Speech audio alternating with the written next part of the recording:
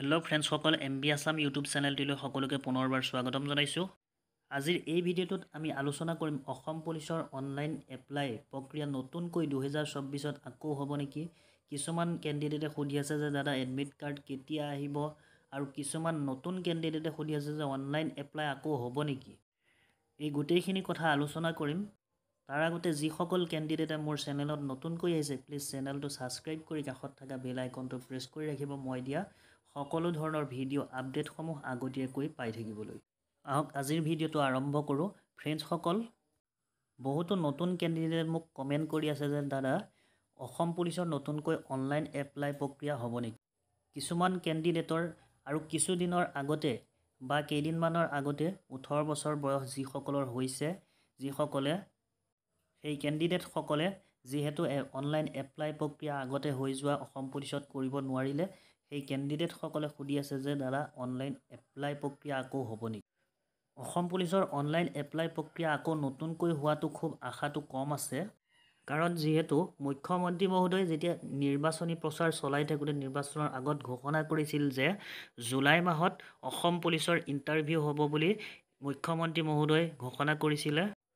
যিহেতু জুলাই মাহত ইণ্টাৰভিউ হ'ব অসম পুলিচৰ, যদি জুলাই মাহত অসম পুলিচৰ ইণ্টাৰভিউ হয় তেতিয়াহ'লে অসম পুলিচৰ আকৌ নতুনকৈ অনলাইন এপ্লাই প্ৰক্ৰিয়া নহয়। কাৰণ কিছুমান নতুন কেণ্ডিডেটে এই কাৰণে সুধিছে যে অসম পুলিচৰ পদ বৃদ্ধি কৰি দিব বুলি তেখেতসকলে শুনা পাইছে, সেইবুলি এই কথাষাৰ তেখেতসকলে প্ৰশ্ন কৰি আছে যে অনলাইন এপ্লাই প্ৰক্ৰিয়া কেতিয়া হ'ব। কিন্তু যদি জুলাই মাহত অনুষ্ঠিত হয় অসম পুলিচৰ ইণ্টাৰভিউ, তেতিয়াহ'লে অসম পুলিচৰ অনলাইন এপ্লাই প্ৰক্ৰিয়া এতিয়া আৰম্ভ হোৱাৰ সময় নাই। গতিকে অসম পুলিচৰ এইখিনি ইণ্টাৰভিউ হৈ যোৱাৰ পিছতহে অসম পুলিচৰ আকৌ নতুনকৈ অনলাইন এপ্লাই প্ৰক্ৰিয়া চলিব বুলি আশা কৰিব পাৰে এই নতুন কেণ্ডিডেটসকলে।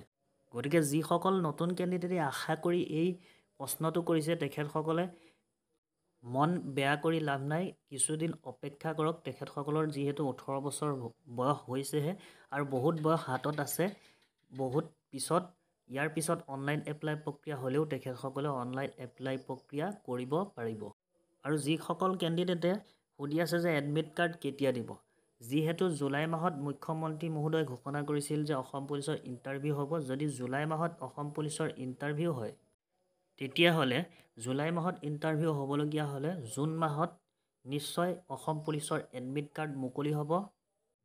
গতিকে বৰ্তমান যিসকল কেণ্ডিডেট অসম পুলিচৰ কাৰণে প্ৰিপেৰেশ্যন চলাই আছে সেইসকলৰ হাতত আৰু বেছি সময় নাই। যিসকলে এতিয়াও ভালদৰে প্ৰিপেৰেশ্যন কৰা নাই, ভালদৰে প্ৰিপেৰেশ্যন আৰম্ভ কৰক। যিহেতু এতিয়া মে' মাহ চলি আছে, মে' মাহৰ পিছতে জুন মাহ সোমাই যাব। জুন মাহত যিহেতু এডমিট কাৰ্ড মুকলি হোৱাৰ চান্স খুব বেছি আছে। আৰু 4 জুন মাহৰ 4 তাৰিখে ইলেকশ্যনৰ ৰিজাল্টসমূহ ঘোষণা কৰিব। সেই ৰিজাল্ট ঘোষণা কৰাৰ পিছতেই অসম পুলিচৰ এসপ্তাহ বা 2 সপ্তাহৰ পিছতেই অসম পুলিচৰ এডমিট কাৰ্ড মুকলি হোৱাৰ সম্ভাৱনা আছে। গতিকে যিসকলে প্ৰিপেৰেশ্যন কৰা নাই ভালদৰে প্ৰিপেৰেশ্যন কৰক, যিসকলে কৰি আছে সেইসকলৰ কাৰণেতো ভাল খবৰ। যিসকলে কৰা নাই ভালদৰে অসম পুলিচৰ কাৰণে লং জাম্প, ৰানিং ভালদৰে প্ৰিপেৰেশ্যন কৰক। যিহেতু এতিয়া আজিয়েই কিমান গৰম পৰিছে আৰু হয়তো ইয়াৰ পিছত কিমান গৰম যে পৰিব কোনো ঠিক নাই। গতিকে এতিয়া মে' মাহতে ইমান গৰম যদি হয়,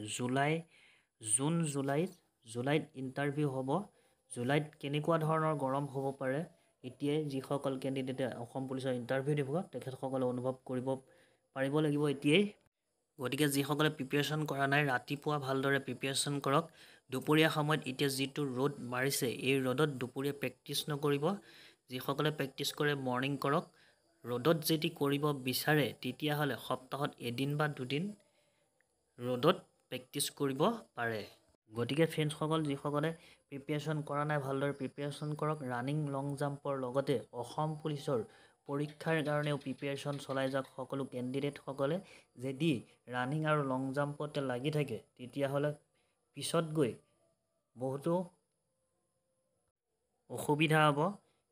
কেৱল বহুতো কেণ্ডিডেটে অসম পুলিচৰ ৰানিঙৰ আৰু লং জাম্পৰ লগতে লাগি থাকে, কিন্তু ৰিটেনত একো ভাল ফল দেখুৱাব নোৱাৰে। সেইকাৰণে ৰানিং, লং জাম্পৰ লগতে ভালদৰে ৰিটেনৰ প্ৰিপেৰেশ্যনো কৰি যাওক।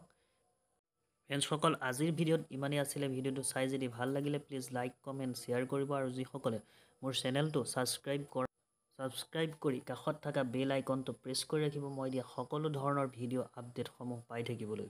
ধন্যবাদ।